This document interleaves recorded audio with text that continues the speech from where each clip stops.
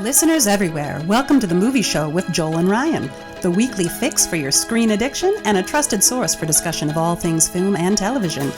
Please keep in mind that for the purposes of this podcast, Joel and Ryan are not acting as journalists, but rather fellow moving picture enthusiasts.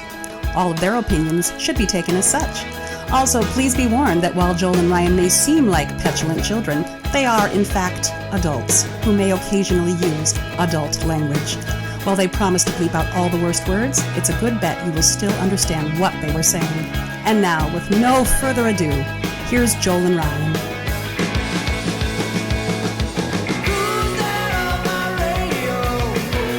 Welcome back, my friends, to the show that never ends. We're glad you could attend. I heard that. Yeah. And of course, we are some the of show. our audience members might have missed it, but I heard it. Yeah. And of course, we are the show that never ends because Ryan and I can't figure out how to get this show under an hour. No. Boy. I don't know if that's ever going to happen. Yeah, we're going to try. A little over an hour is... I like to think of it as an hour bonus. An hour plus. There you Plus go. love. Welcome, everybody. Thank you so much for tuning in to the Movie Show with Joel and Ryan. I am Joel. And I'm Ryan. And we welcome you back this week. We have another. This is a different show for us. I mean, I know that this is that we're in season 2. We're into double digits now in the total number of podcasts that we have recorded. But not that we're already bored with our format. It's just that we had, as we were talking about this week's subject, we wanted to. It just kind of provided an opportunity for us to try something different. It was wiggly. It was hard to pin down. Yeah, And so then we thought that why should that stand in the way of a cool discussion? Exactly. Or a potentially cool discussion. I guess I should. We'll let you know at the end of the show. We'll see what the discussion cool. is. Maybe we should have recorded this intro after we did the discussion. I don't like doing it. No, that involves editing. Mm-hmm. Did you have a good week? Yeah, pretty good week. You're sounding a lot better. Thank you. I'm feeling a little better. Welcome back, my friends, to the cold that never ends. God, I gotta say, it's almost a month on this cold. By the next time you guys hear from me, it will be a month, and I don't like it. I guess there's nothing to say about it. Has not been the worst cold ever, but like Joel said last show, pretty functional. Went to work, all that stuff, but just felt bad for 30 days, and that's too many days. Mm-hmm. So I'm going to cough during the show. I'm in coughing fits. Yep. That's the stage we're in, and that's one of the last, if not the last stage. So a little audio phlegm for your listening pleasure. Yep. Did you see Can't be avoided. Did you see anything this week that sparked joy? Well, yeah, I did. I mean, and we're doing too kind of complicated a show for me to get into too much into this week's awesome movies that I watched. But I watched a bunch of movies that I really dig. They're all from kind of the same period in time. That tends to happen, I guess. But I had a historical epic week. So I watched The Last Samurai and Troy, and I watched Alexander and the New World, and Master and Commander, The Far Side of the World, and my absolute favorite, Kingdom of Heaven. Wow. The extended version. There's only one version of Kingdom of Heaven. Don't get caught not watching the extended version. I get it's 3 hours, but it's a historical epic. It's right there in the name. Seriously. Kingdom of Heaven, Ridley Scott's director's cut, or even better, the roadshow version of it with the intermission. Man, that's I love that movie. It gets me all riled up. It's about the end of the First Crusade. Or the start maybe of the Second Crusade, depending on how you look at it. It takes place mostly in Jerusalem, and I really like that movie. I like Troy too, though. I think that's fantastic. It's packed to the rafters with interesting performances. It's a little sillier, but that's a little sillier story. Yeah. And David Benioff, who writes Game of Thrones now, he adapted that, and his stroke of genius, of course, was getting the gods out of it. Yeah. So it feels like a historical thing that you're watching instead of a kind of, I don't know. Maybe it'd have been better with the gods, but I don't think so. I like it without it would have been a very different film. Right. And it's not that the gods don't play their role in it. to the people in it, but Yeah. it being about the people, yeah. Otherwise, it's it's Clash of the Titans or whatever. It gets a little weird. I never saw the director's cut of Kingdom of Heaven. Oh, come over when you got to spare 3 hours, man. We got to listen to some Jellyfish too. We have to listen to some. I'd love to sit and watch Kingdom of Heaven with you. I love that film, and if you guys haven't seen it and you're my friend and you know my secret phone number, give me a ring. Come on over. It's great. If you want to flash up on the sky the Ryan signal. Old school. Our buddy Gus used to call them sword and sandal movies, but I'm like, dude, there's only sandals in a couple of them. And sandals are comfortable. Well, I'm just saying the swords part I can't argue with, but I call them historical epics. I get a little prickly about what I label things because I give it a lot of thought because I kind of hate labeling things. Mm-hmm. But historical epics aren't period dramas, and they're not this and they're not that. They're a very specific kind of movie to me. They spring from Lawrence of Arabia and Ben-Hur and anything that takes place in biblical times or in some ancient Chinese dynasty. That's what we're talking about. Mm-hmm. Yeah, I had I was in a very parental mode this week, so I did not see anything. Watched The Corpse Bride again because my son. That's a good one. Yeah, my son likes some of the songs in that, so we sat down and watched that. It seems like a movie he would like. Just visually, it would engage with the type of things he digs. Yeah, and he's just like, when do the skeletons sing again, Dad? And I'm like, I need you to just absorb it. Yeah. So that was basically it for me. We don't want to teach him it's okay to just skip to the skeletons too early. You got to earn the skeletons, right? And they come pretty early. I mean that song is the second song in the whole thing. Yeah.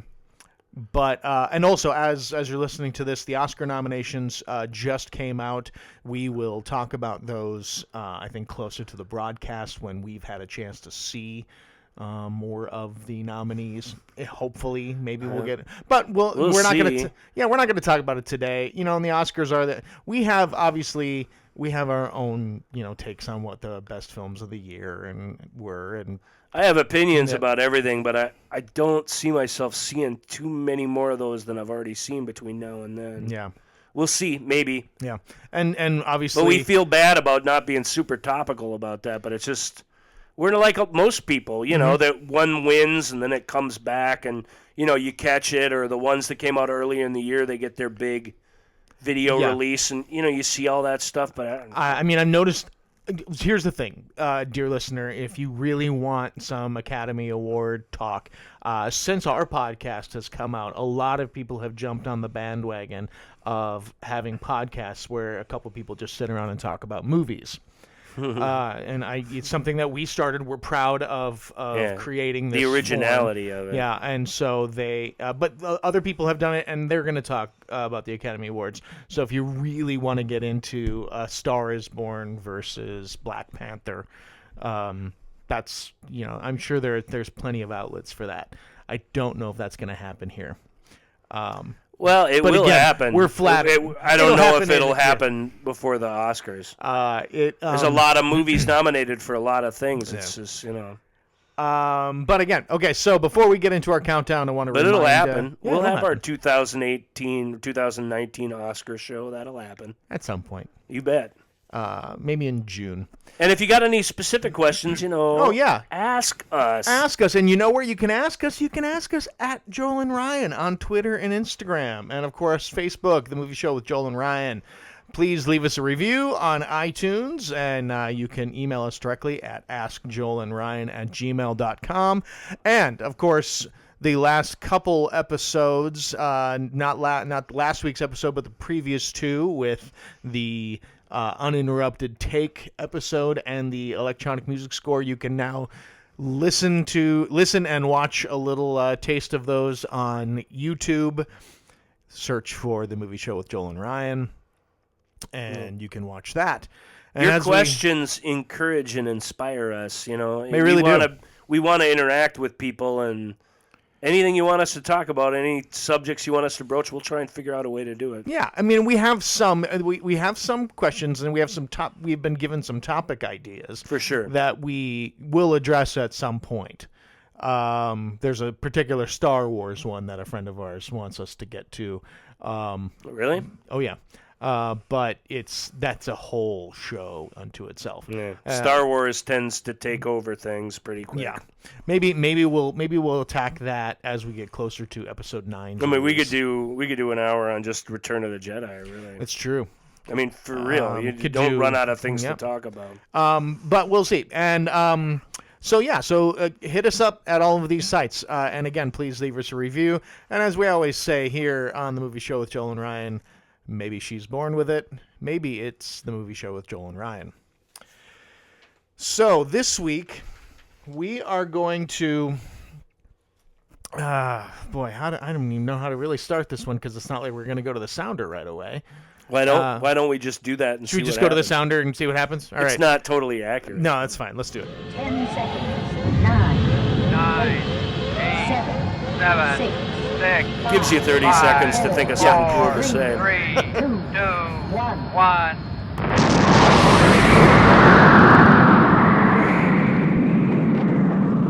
Thanks, Mother. Thanks, random redneck guy.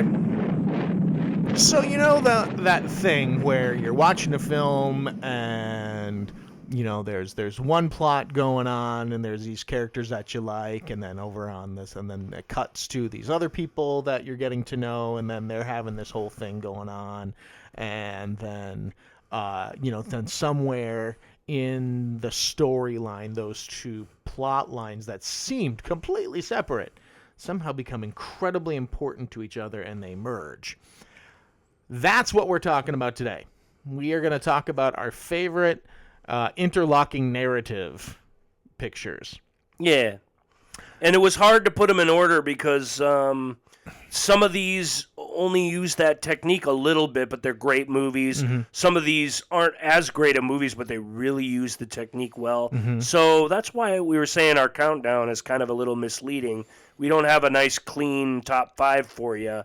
But we are going to work our way through some of these, talk about them. We think that'll be cool, and you guys can tell us what you think. Yeah, and we as Ryan and I were talking about these films, we discovered we have a much more, we have a narrower. It feels like we have a narrower interpretation of what an interlocking narrative is. I like that term, interlocking narrative, because it requires them to interlock. And if they don't, I have a really strict idea kind of what this is. Joel has a little less one. The world at large has a completely much less. They need that interlocking part much less. And I really do in several ways. And we'll talk about, as we talk about the movies that work, we'll talk about, why they work so great to me. Sure. When we talk about how...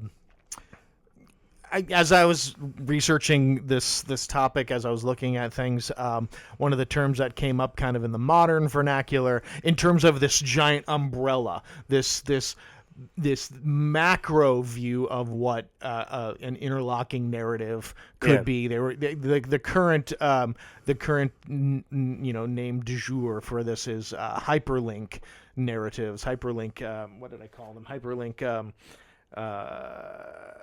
Cinema, hyperlink cinema. There you go. And you're welcome for that little.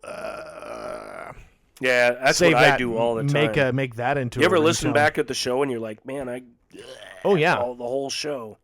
I mostly listen back and I'm like, I can't hear me. But there's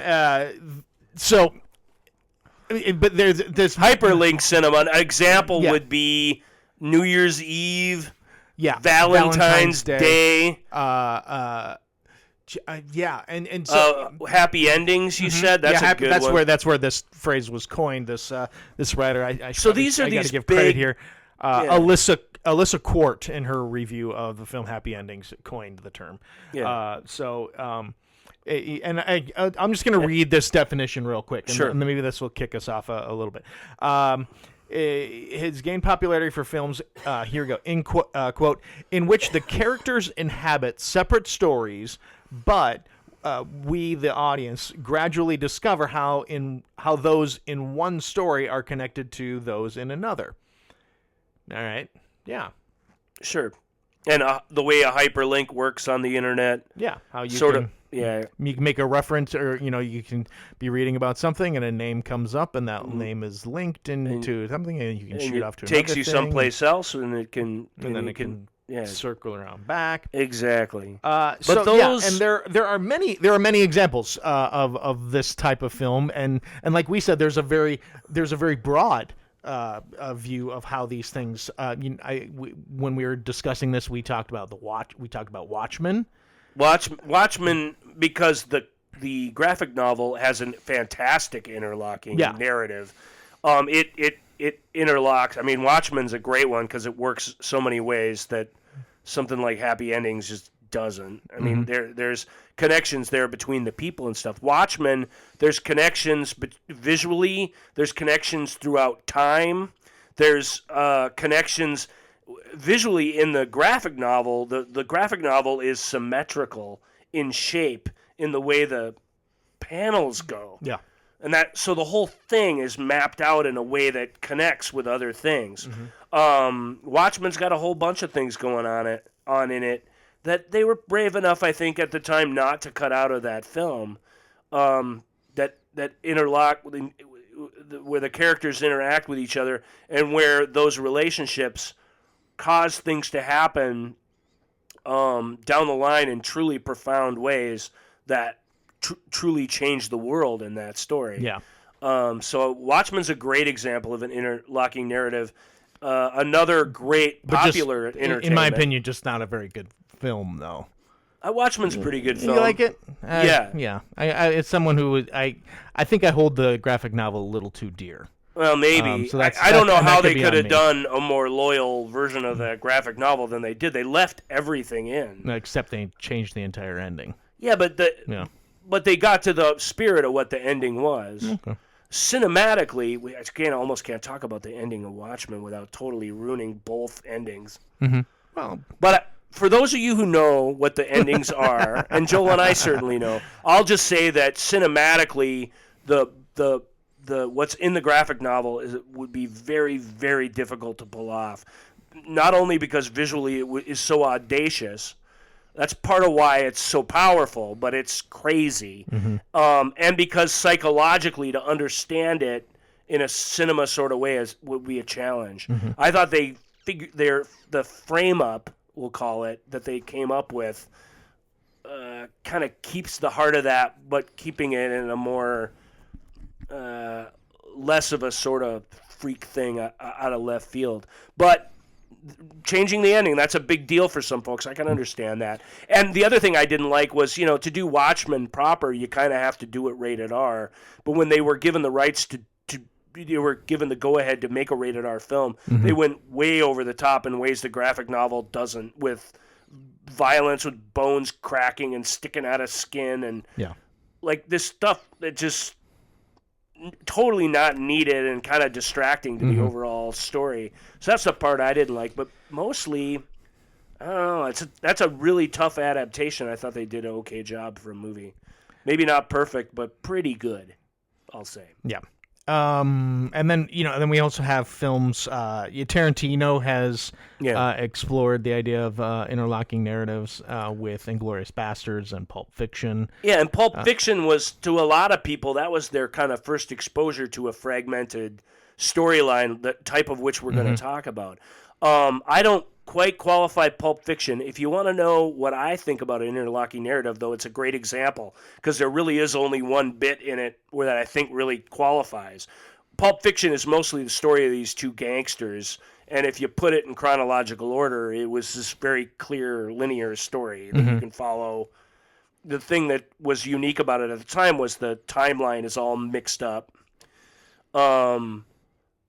But there's this one story, which is actually the last thing to happen in the timeline, but it happens kind of right at the beginning, or it's kind of the second thing to happen in the movie, which is the story of Bruce Willis and this boxer who refuses to throw a fight, and gets on the bad side of these gangsters. And his story is very much off to the side, and yet in a couple really important ways it interacts with our main story. And then, about 2/3, not even halfway at most through the movie, he rides off into the sunset. Yeah. It's actually the end of the timeline. That part counts. I mean, that is different. It's something totally different. The main gangster character's in that, and he's kind of a force throughout, but that part of the story to me that makes it, because it really is, it's his own tale, but it's key, from a plot standpoint for sure. It's key to the other story, but in more ways too. Yeah. Thematically, it ties in as well. Yeah, and then like you said, he rides off in the sunset. It diverges away, and there's still a giant chunk of movie left. Right. Well, and there's the Christopher Walken monologue in that gotcha. segment. Yeah. That little flashback in time, that this thing that happened, this epic thing that happened with this pocket watch or this wristwatch, right? Wristwatch. How that affects everything in all these people's lives. It truly does in the end. There's a cool trickle-down effect there. So not a pure kind of example of the form, but a really good one, because I think most of us have seen that. Inglourious Basterds, actually, that's even better, because that really does have all these different storylines. I'll even go so far as to say it's got all these different variety of World War II movie send-ups that really are connected, and whose threads sort of reach each other. Again, mostly just from a plot standpoint, though. Even Watchmen is more sophisticated, because Watchmen doesn't just do it from a plot standpoint. It's more than that. The things the motifs and things stylistically that repeat in that movie, or that show themselves, are little signposts for where you can see how things are connected, or you can know when to watch for a connection that's coming. Sure. I think that's pretty fun. I like Inglourious Basterds, a good use of the form, actually. Yeah. And then I want to talk. I want to move into Altman, Robert Altman, because he's got 12 almost interlocking narratives. Yeah, they're all really fall close. down in some way. Yeah, I mean, between MASH and The Player, Nashville. I mean, MASH less so, but even that, No, but it has some of the same characteristics. Altman makes these big ensemble movies, and they really do fit in the sense that you do follow these different things that are connected by the world of the story, by the theme, some of them very much by the plot, I suppose. But Altman, and I don't know, I don't have insight into the man, and I haven't read his biography or anything, but he always felt to me like somebody who, created all these little storylines and then shot them all and then sort of puzzled it all together after the fact. And I know that's true of something like Prairie Home Companion, for example. Yeah. I don't know necessarily that it's true about Nashville. Maybe Nashville was plotted out very carefully, or its structure was decided ahead of time. It's possible. But it makes more sense when I think of it the other way, because these connections are and they're more like life. It's sloppy. It's more like even the way he works, where there's lots of improvisation. There's lots of stuff that happens outside of the script. There's lots of just stuff he captures. That's just happening at the time. You know what I mean? Yeah. I think my example that I maybe of Altman doing this, I think Shortcuts is where, because the way those characters, but again, it's sloppy. I think when you said sloppy, I think that Shortcuts is subtle about it, which actually makes it closer to me anyway. It makes it fit better, actually.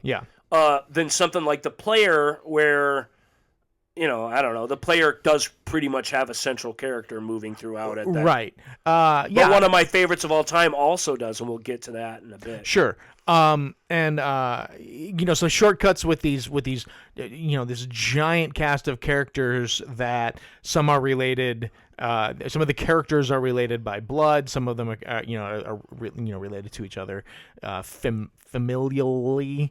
There's the whole thing with a boy getting hit by a car, so the effects of these things, but it doesn't land in an overall. There's not a sort of overall thing that it achieves. Yeah, because that's what he really does, capture these sort of this. And he's playing fair with us. He called the thing Shortcuts.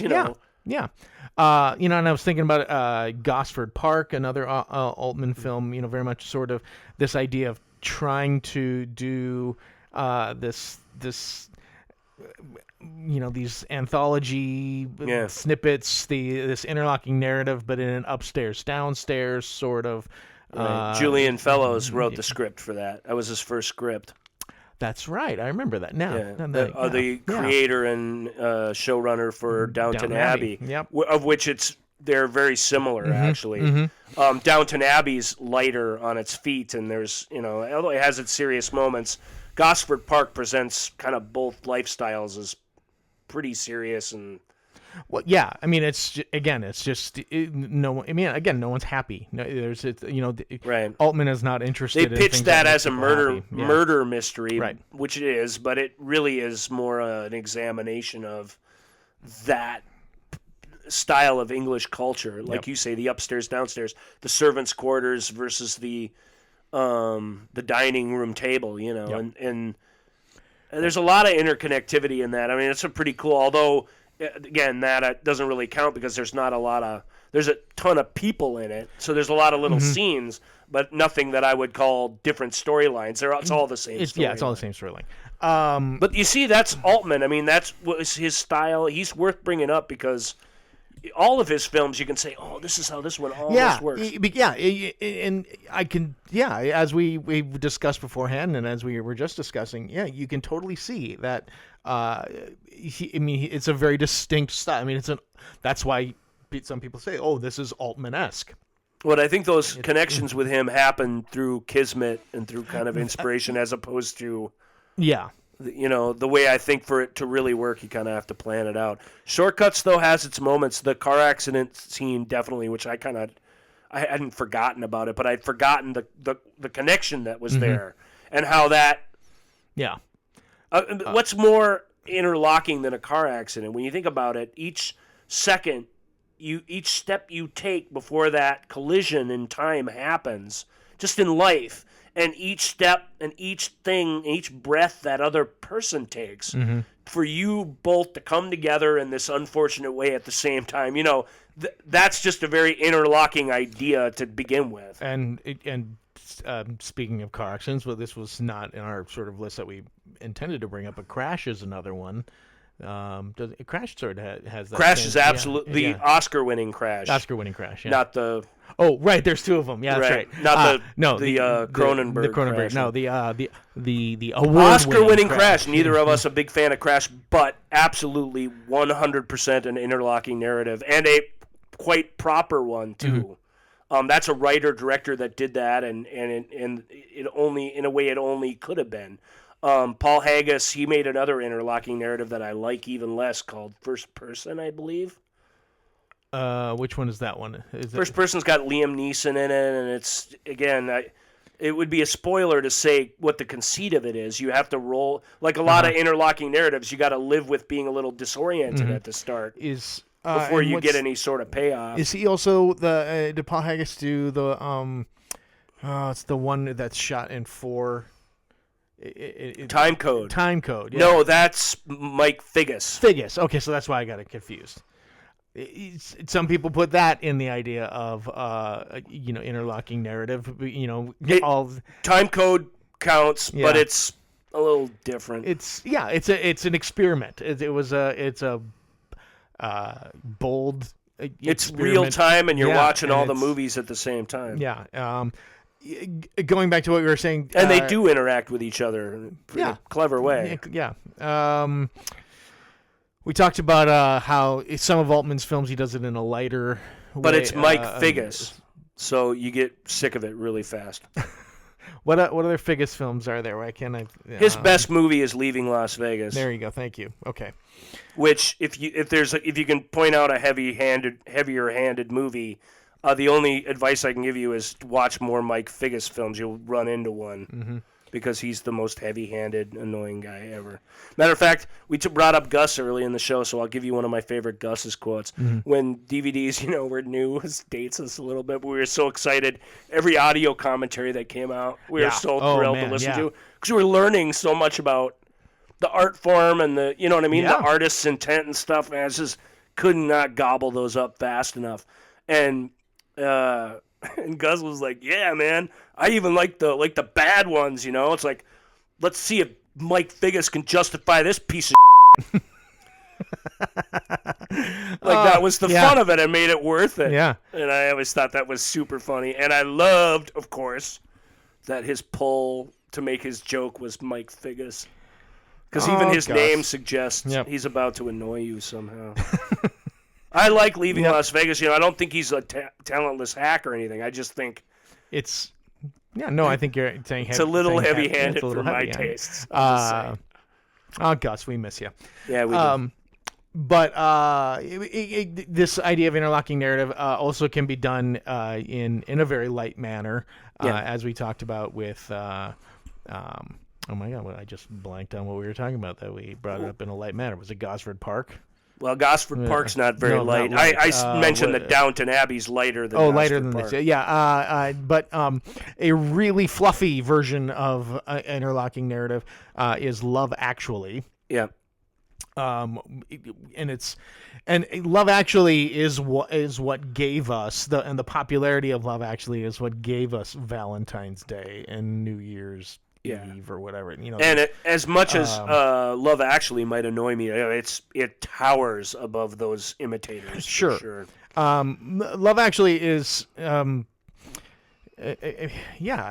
you have all of these characters that are. Again, the characters are related. They all are going through different facets of the idea of love. I'll go even further than that because love is such a broad term. Not that it's not an important theme in everything, but it's romance really that movie's about. Yeah, sure. Even if it's the lack thereof or whatever, that's a romantic movie. It's about romantic love in all of its forms. Yeah. And it almost presents you with all the, 1 through 7 definitions, right, of love. And, and these different people come to represent, different approaches to it. And that to me is what makes it, because otherwise, again, it's just a story about a bunch of people. But it really is thematically much deeper than that. He I think he's drawing all those connections maybe in obvious and kind of irritating ways at times to me, but it's there. He's done the work that for this thing to be, there's people connected. The plot are related and interconnected in very key ways in some cases, and then not in others, but still. Yeah. But thematically, very, very connected. I think in a very sophisticated way. I always Love Actually is one where I also think the music in Love Actually to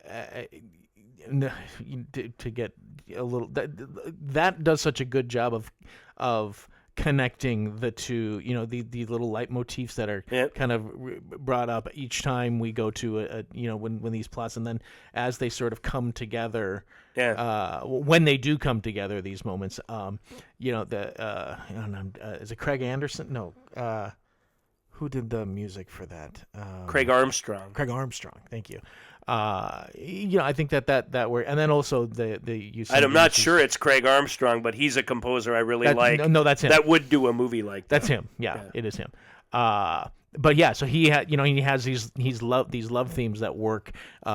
He's a master. Yeah, Craig Armstrong is special. And then there is some use of pop songs in there as well. Of course. But his other movie. That's another. That writer director is About Time. Have you ever seen that? No, is that the one? Is that? It's a time travel movie, but it's really about English romance and everything involved in that. Yeah, there's a young couple at the heart of it, and the guy just happens to be a time traveler. Who's the actress in that? That's Rachel McAdams. The great Rachel McAdams, I'll say. She's one of my favorite actors right now. Well, what's not to like about her? Well, there's not much. She's so good. She's almost stubbornly never going to be a star because of it. A couple of things as I was researching this these films, I realized and they talk. There's a trilogy of films that were writer Guillermo Arriga Yeah. wrote Amores Perros, 21 Grams, and Babel. They those three films all written by Guillermo Arriga And directed by okay, here we go. Yeah. Alejandro González Iñárritu. Yeah, good job. I mean, I don't even know if that's right. I have no idea if that's right. I No, you apologize made if I butchered it. We always apologize in advance, but you made a real effort to say that those guys' names right. I appreciate that. I got the Alejandro and González correct. Well, he directed The Revenant, and he did they win Best Picture for Birdman? Yeah. So that's one of the movies Inarritu's doing right now. But he did his earlier films, and his first two English language films had this same screenwriter who is one of the top 2 or 3 masters of this style we're talking about. Mm-hmm. I've never seen Amos Perros. Yeah, Amores Perros. Nor have I. And I own it. I've got it over there on the shelf. But it's something that came up in every article that I was reading, every essay that I was reading. I have seen 21 Grams, and I have seen Babel, and those they very much fit the form. Yeah, I've only seen Babel of those 3 films. But you see how Babel those different storylines start in radically different places. Mm-hmm.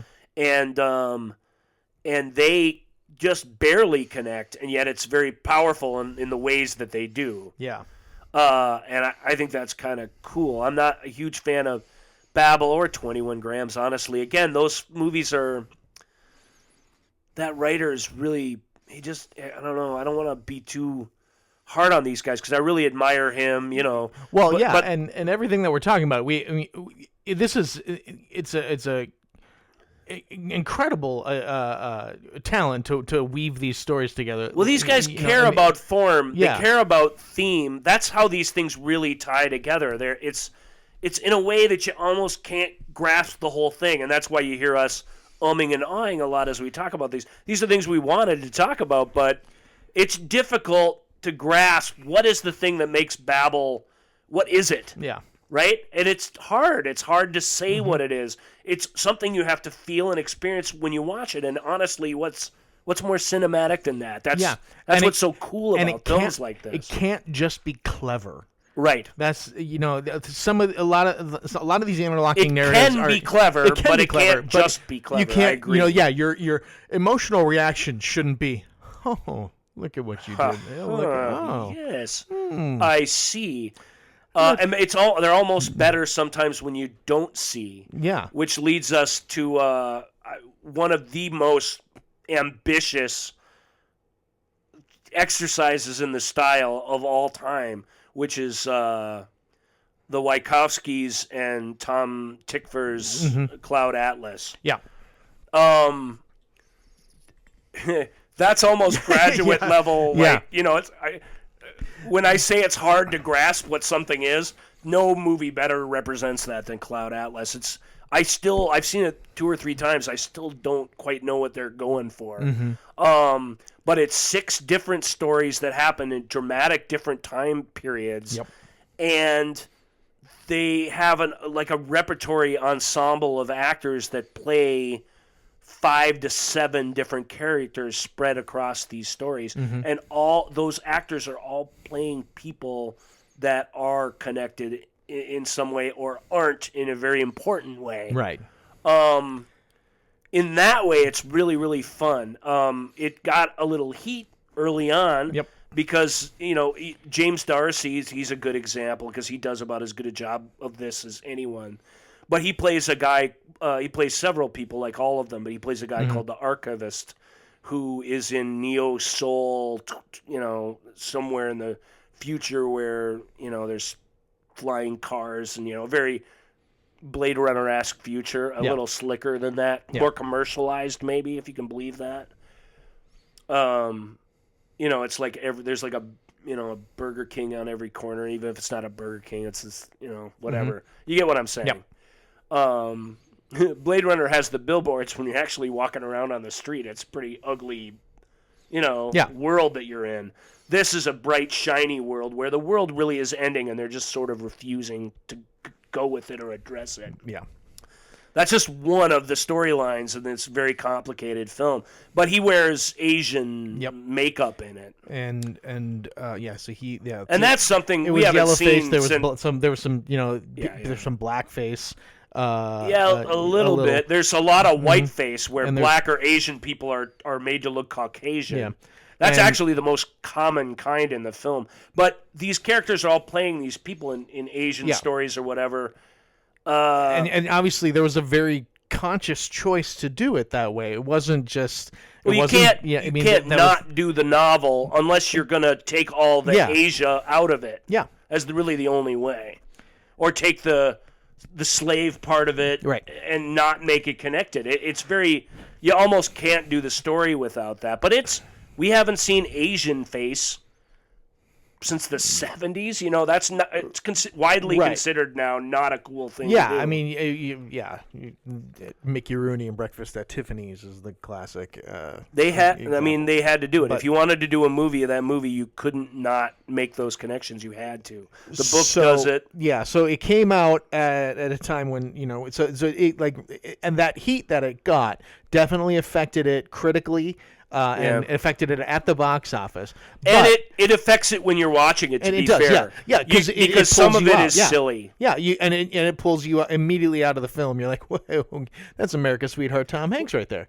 Well, right. Although I was down with, like I say, James Darcy. He pulls it off. He's got a little more screen time that helps. Yeah, and it's it's not like the actors and the directors are like mocking the cultures or they're not doing not at all. They're not doing they're not doing they didn't just resort to stereotypes or anything when portraying these characters.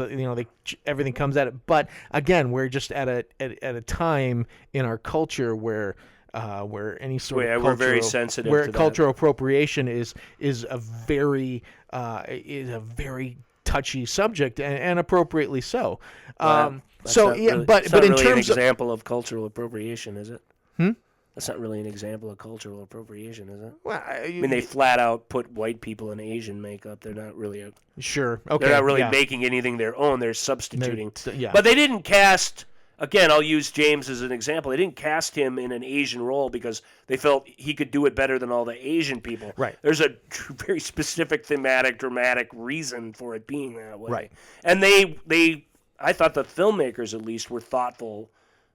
They said, yes, let's talk about that. We'll talk about why it's that way. We can have this discussion. It's a legitimate question to ask about our film. We we knew it was coming. But all of that discussion took away from the just what an achievement what they're it trying was. to do. Yeah. So when we're talking about interlocking narrative, you basically get two films. I don't know, 6 films really, but you've got 2 directors working on separate continents on all these bits and pieces, and the way it comes together. And Tom Tykwer, who, if you don't know, he did Run Lola Run and The Princess and the Warrior and The International. And I thought a movie you could never make a movie out of, which was Perfume, which is a novel. Did not see Perfume. I don't know how you make a movie. Well, it's a book, I guess. How do you make a book that's about perfume? Well, maybe it wasn't that hard. Well, anyway, Tom. One of Tom's things is that he's with a couple of partners and a couple of collaborators. He scores his own films, and he's a very, very sophisticated musician. And music plays an extremely important role in Cloud Atlas, the way it ties things together and the way it kind of pushes bits apart. Yeah. But I gotta say, that movie, the weird ensemble casting, which is delightful if you buy into it, but is distracting even at its best sometimes. Halle Berry and Hugo Weaving, they play like 7 people in the same movie, and pretty effectively for the most part. Yeah. It's Hugh Grant. He's great in it. He's great in that movie. But I'm not sure what the movie is. I encourage you guys to watch it and not get too down on it because of its political incorrectness. That really was done with its heart in the right place, if such a thing can be that way. I believe that. I don't know how else you could have done it. You just could have had to give up your passion project and not do it. Yeah. Or you take all the ethnicity out of it and just put a bunch of white people in a white people movie. Or a bunch of Asian people and an Asian people. You homogenize it somehow. That'd be another way. Yeah. But I think that would be a shame too. That would take away a kind of an important chunk of what they're trying to do with the how these lives connect. It's an interesting movie. It's more interesting than it is gratifying. But if you like, my advice, if you like to watch a puzzle movie, it really is a fantastic one. It's one I've not been able to solve, and I would love to talk with somebody about what they think it all means. You know what I mean? That's fun. We won't talk too much more about it, but I would just say anytime you're watching a movie like that, kick back. Don't confront it too much. Don't try and puzzle it together because you're doing it a disservice. Let it wash over you the first time. Just try and take it on its own terms. Let it connect with you in those weird emotional ways that things do. If you're too busy thinking and drawing, yarn lines on the what do you call it? The cork board? Yeah, the cork board. That's not the term, but that's exactly. Yeah. You get away from the human part of the story. So take it that way. Try it. Cloud Atlas is crazy stuff. We've mentioned a couple films that are really excellent examples of interlocking narratives, but maybe not our favorite films. Well, for another one of those for me is Traffic. Yeah. Yeah, I mean it's a story of drug trafficking, and it's based on a miniseries, a British miniseries, but it's been distilled down into this 2.5-hour movie. The other movie Steven Soderbergh did in 2000, the other one was Aaron Brockovich. Those both came out in the same year. Wow. Yeah, pretty impressive. He was on a roll. That's a good year. I think so. Yeah. Two of his better movies. I far prefer Traffic because I like the complex and complicated world that it shows by telling a story in an extremely complicated way. Might be the first movie where I was really in tune with the choreography of the interlocking narrative. There are ones we've talked about that predate that one, so it's not like it was revolutionary in any way.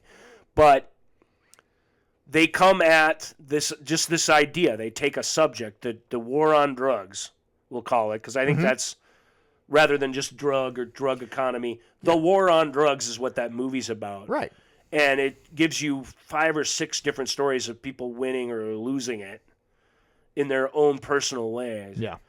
It's a fantastic performance in it, but really by each people who lead it. Benicio del Toro won an Oscar for it. He was the first leading man Oscar, or is it supporting? I think it's supporting Oscar they gave. I think they're all really supporting in that movie. It was supporting Oscar, but that it was only the second one that wasn't spoken in English.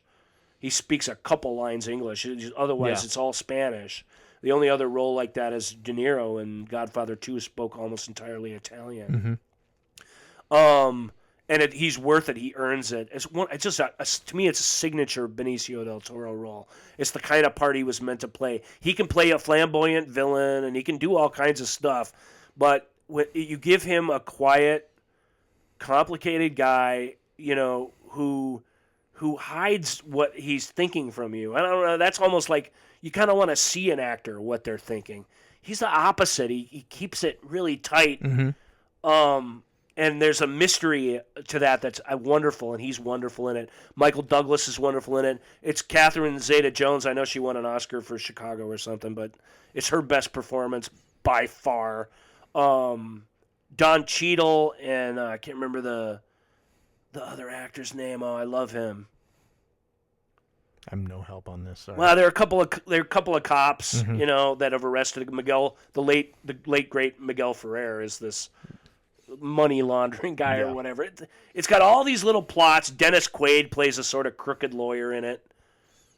The stuff is just fantastic, and it absolutely all relates to the not just to the war on drugs, but each story really is interconnected with the others in ways that are would be tough to pull off and would seem cloying and stupid. And the fact that none of them do shows you kind of just how delicate Soderbergh will brilliantly put it together and shoots it kind of in different colors. He's his own editor on that film. He's his own cinematographer. It's a one-camera movie with the director as cinematographer. It's shot very cinema verite. We'll call that shaky cam, but you shouldn't let that scare you because it's not. Monsters don't attack halfway through, and we don't go running down alleys or anything. It's not that kind of movie. Right. I love Traffic, and that writer, Steven, I remember his name. I'm going to say it wrong, so I'll look it up here. I have this handy. He made another one that's just as good called Syriana. Mm-hmm. Stephen Gaghan, Gaghan. Sure.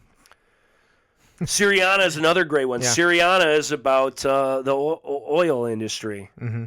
I don't know, oil industry. I don't know. It's about our relation with this country. Right. With Middle East oil. Yep. In the intelligence community, big business. It's got all these different things. Again, like all these great ones, great ensemble. I don't just name drop actors, but for fun, because I don't know if you don't like my anecdotes, you're listening to the wrong show anyway. But Matt Damon, Amanda Peet are a couple in it. They are fantastic in it. Yeah. Alexander Siddig is really, really good in it. Just watched him in Kingdom of Heaven, and when he's given a good role, he's as good as anybody in the world. I just loved him when he does a lot of junk, but man, yeah, God, he's good in Syriana. But best of all in Syriana, Jeffrey Wright, Christopher Plummer's fantastic. Mm-hmm. William Hurt. But the guy who won the Oscar for Syriana, unfortunately won because he gained weight, but it didn't matter because he's brilliant in it, is George Clooney, who plays an old intelligence operative who was stationed in the Middle East. And this is a story, and then I'll drop Traffic and Syriana, but if you haven't seen those, and this sort of thing, this sort of geopolitical thriller drama thing appeals to you, you're missing two of the best ever movies. I really loved Syriana. I remember liking that so much. I did not like Traffic. I'm gonna have to. Traffic's a little more distancing. I'm gonna clearly have to give it another look. Syriana's and I haven't, but because I just remember. I just remember going, man, I do not care. I did not like this film, and I don't know. The only thing I remember is not.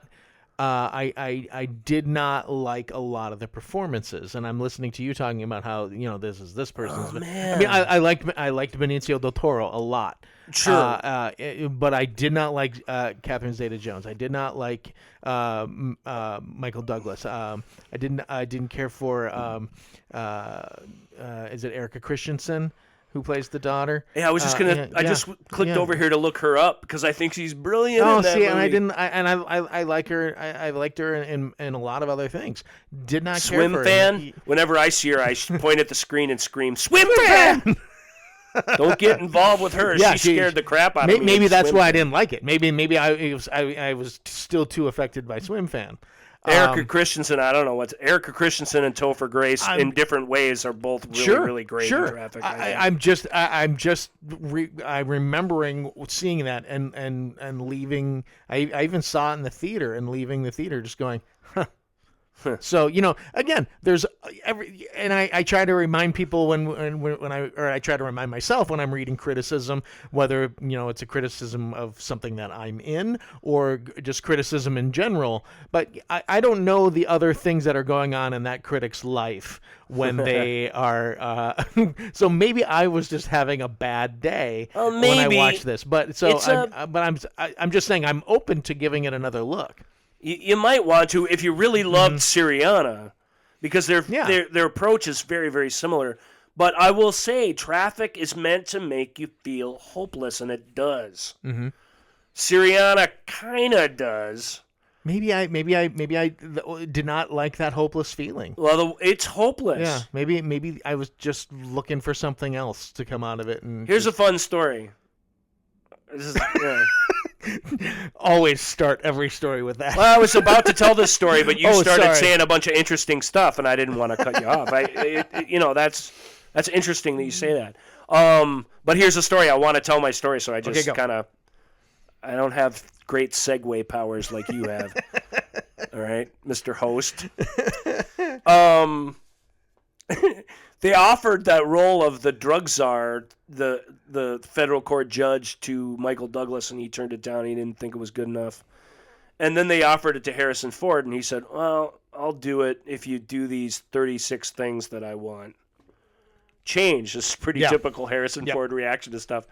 And he sent it back to him with his notes, and Steven, went to work diligently on him so he could get Harrison in his movie. And then he sent it back to Harrison. He's like, "Hey, this is great, man, but no, I'm not gonna do it."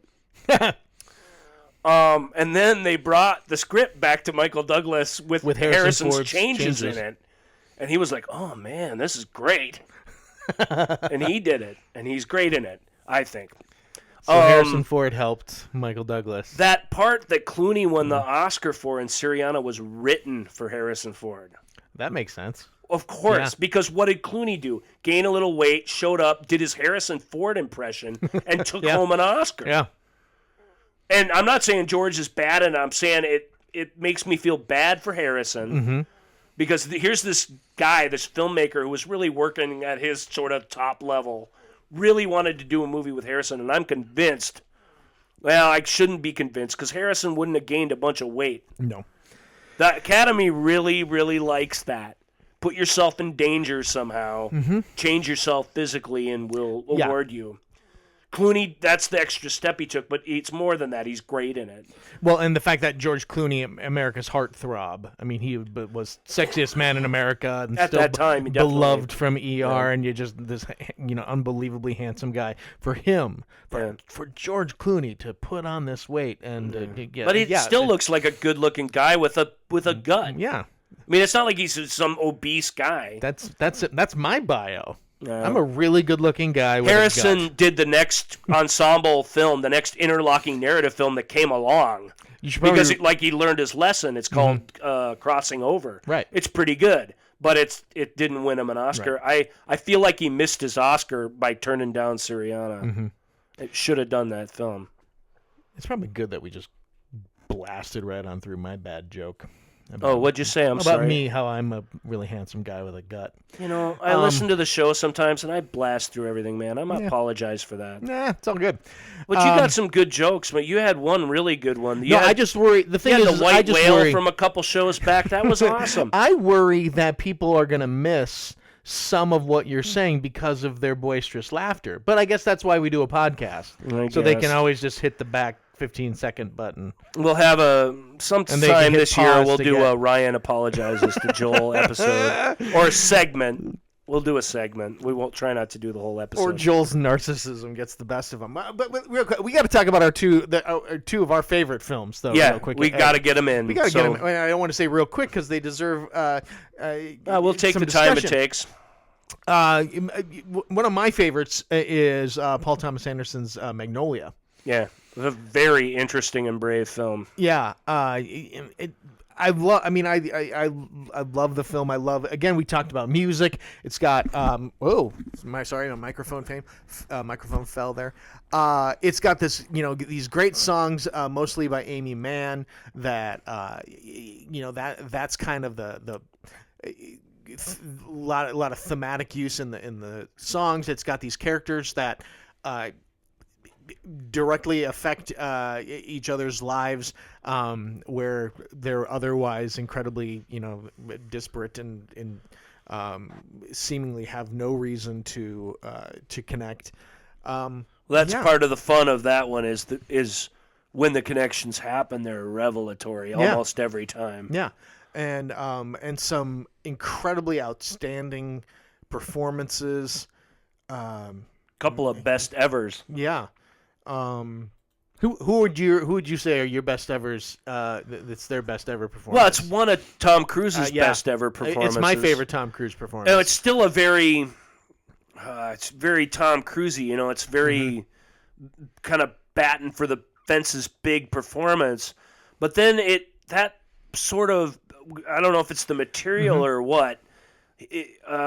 Anderson breaks that down. He really breaks the mystique of Tom Cruise down, whilst or the mystique of the movie star, however you want to look at it, while he's breaking down this sort of self-help, guru character, and just sending him to this place where all he can be is his own sort of raw emotion.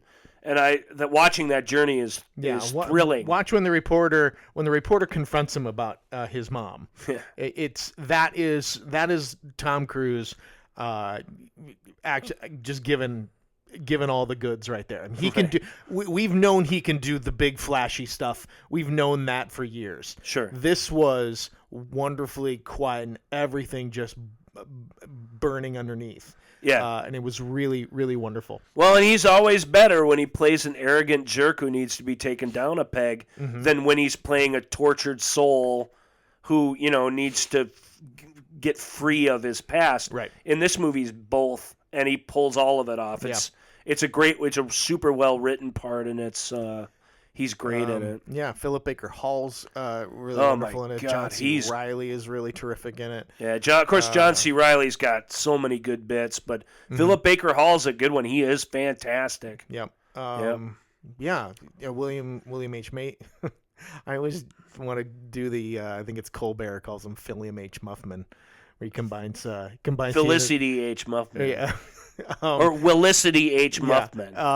But yeah, which is William very H. funny. Macy is really great as this child genius that has grown up and has lost literally everything, including his genius.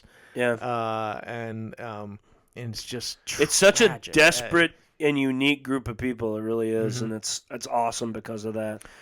We're not talking too much about the interlocking because, again, with some of these movies, those connections are obvious. With Magnolia, they are not, and to state them if you've not seen it is to spoil them. Yeah, they are really awesome when they happen. It is. It's one of those where. And they connect in all the ways you want. Done badly, you'd get that. Oh, that's clever. Yeah, but it's a broad movie. But this is it's a big, broad movie, and you got to kind of buy into the operatic nature of it. Operatic is a perfect word for it because it is. It's dealing with big emotions. It has some subtle stuff in it, but it's a big film with big happenings in it. And some crazy stuff. Yeah, with this absolute fantastical ending. Truly fantastical. That again, it's Paul Thomas Anderson. It's a really it's great. It connects. Tremendous film. And so the world of the story connect these people. Their relationships to each other connect them. The randomness of life and the plot connects them. They're connected thematically. They're connected musically. They're connected stylistically. It's a really, really good example of interlocking narrative and a very interesting film. And then to talk about, we mentioned how before, usually a lot of these interlocking narratives, they have these giant casts that all are seemingly of equal weight. Yeah. Very rarely is there an interlocking narrative, but yet still have a central character. It's unusual, but it's unusual. It's possible. That's what I'm saying. It's unusual, and actually your favorite has a little bit of that, although it does have a lot of equal play amongst its story. My favorite interlocking narrative is it's Listman related too, because I saw it with your wife. It's her favorite. It's one of her favorite films. Man, we had a really cool time at the movies. It's one of those magical things where, I didn't really know what it was. John Sayles wrote this movie called Lone Star, and he had actually wrote a really incredible interlocking narrative a couple years before called, I want to say it's called City of Hope. But this film, Lone Star, is special. It's really a special movie because it's a murder mystery, and that's where the central character comes in. This Chris Cooper plays this sheriff of this border town in Texas who believes at a certain point that he's investigating a murder that his father was also sheriff of the town committed. And all the little bits and pieces that come out of that. So he goes through and he interviews people, and the way these narrative bits take place partly is that they just are flashback scenes in a very clean and clear way, in a not so special way. These flashback scenes that tell the parts of the story as he's trying to piece this old killing together. But the way the past connects with the present in the editing is very profound and very stylistically cool. Mm-hmm. If you like interesting cuts, the way people's past and present selves connect is very profound and significant in Lone Star. So when you start to look at it in a different way, it's not unlike Cloud Atlas. It's a complicated movie, but it's an easy to watch murder mystery, really. Just an ensemble drama, with a lot of social commentary in it because of the the Hispanics and the army base and the old white Texans in the town all sort of battling for position and stuff politically. It's interesting in that way. There's a very important interracial relationship at the heart of the whole thing. Yeah. But really it's more about how the past, all these tendrils of meaning that trickle down through the past that we find ourselves unable to escape and unable to liberate ourselves from it. And sometimes those things are embraced. Sometimes you take the opposite, a strong opposite to whatever it is that you feel is holding you back. But I qualify it, even though it does kind of have a central character, because all these characters' stories in this town do interrelate in very important ways. They're all kind of part of this tale, and the events around what happened, even though they're not necessarily what we think they are, formed everybody's lives who live in the present in an interesting way. And it's got one of the coolest romances, I think, in all the films. Chris Cooper and Elizabeth Pena were high school sweethearts who barely talk to each other now, even though they live in the same town. Yeah. The movie starts out with him sort of getting her son, because he's been arrested for stealing a car stereo, even though he's only helping his friend install a car stereo. One of these stupid. Yeah. Right? Yeah. And he kind of brings him home, and I don't know. Yeah, I love Lone Star. It's such a good film. I love everybody in it, even the people you're not supposed Chris to like. Cooper, is absolutely one of my favorite, not Yeah. just actors, one of my favorite. No, he's so people. good. He's a And you good don't. man. He's such a great character actor. You don't get to see him carry a movie very often. No, that's a very good point. He's a great leading man in this, very soulful. Yep. Joe Morton is good in it. Matthew McConaughey is good in it. Chris Christopherson is fantastic in it. I won't say who he plays, but man, he's good. Like I said, Elizabeth Pena, she's no longer with us. I find that heartbreaking. It's her best role too, in my opinion. And on and on and on it goes. It's packed to the rafters with very cool performers doing very cool things. Good old Leo Burmeister's in it. It's always good to see him and stuff. Yeah, it's a lovely movie. It's one of those, you have your movies that you come back to year after year. I'm not really like that, but Lone Star is one of those that we usually sit down and every couple of years we'll make sure we have a Lone Star viewing. That's nice.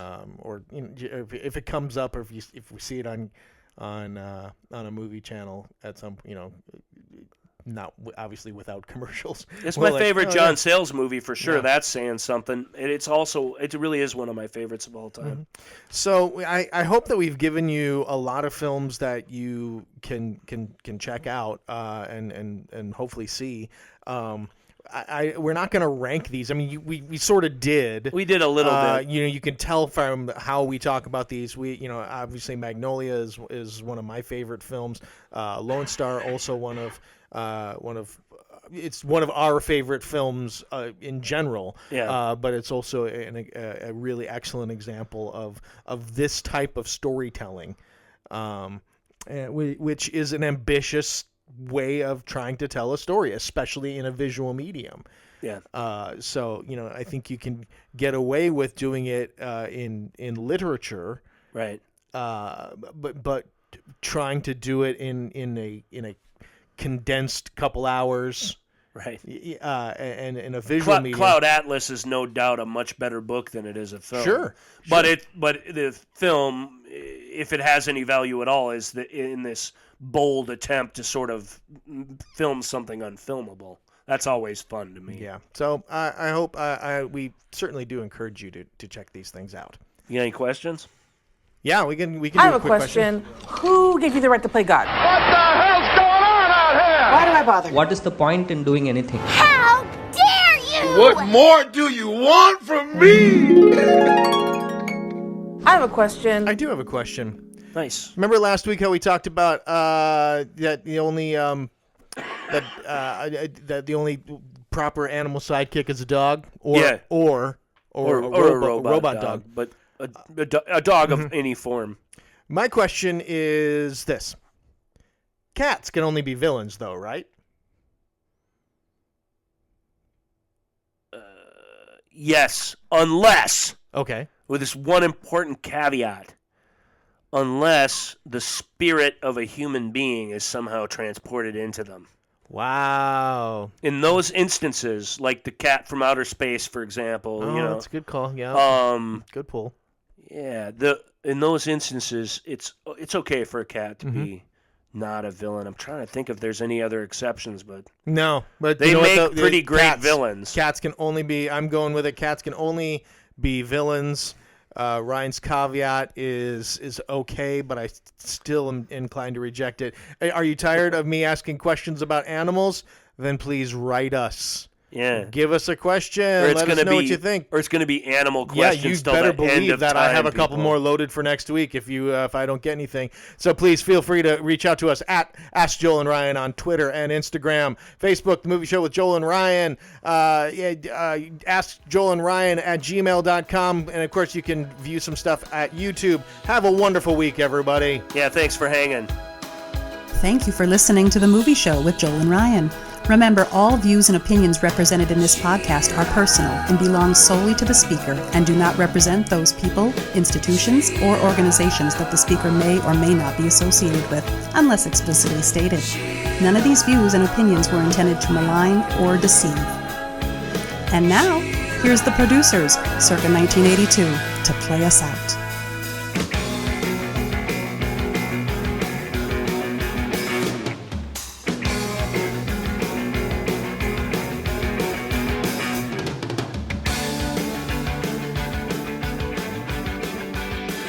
Okay, right now, all over this great nation of ours, 100,000 white people from the suburbs are cruising around downtown, asking every black person they see, you got any drugs? You know where I can score some drugs? Think about the effect that has on the psyche of a black person, on their possibilities. I guarantee you bring 100,000 black people into your neighborhood, into Indian Hill, and they're asking every white person they see, you got any drugs? You know where I can score some drugs? Within a day, everyone would be selling. Your friends, their kids, here's why. It's an unbeatable market force, man. It's a 300% markup value. You can go out on the street and make $500 in 2 hours, come back and do whatever you want to do with the rest of your day. And I'm sorry, you're telling me that white people will still be going to law school?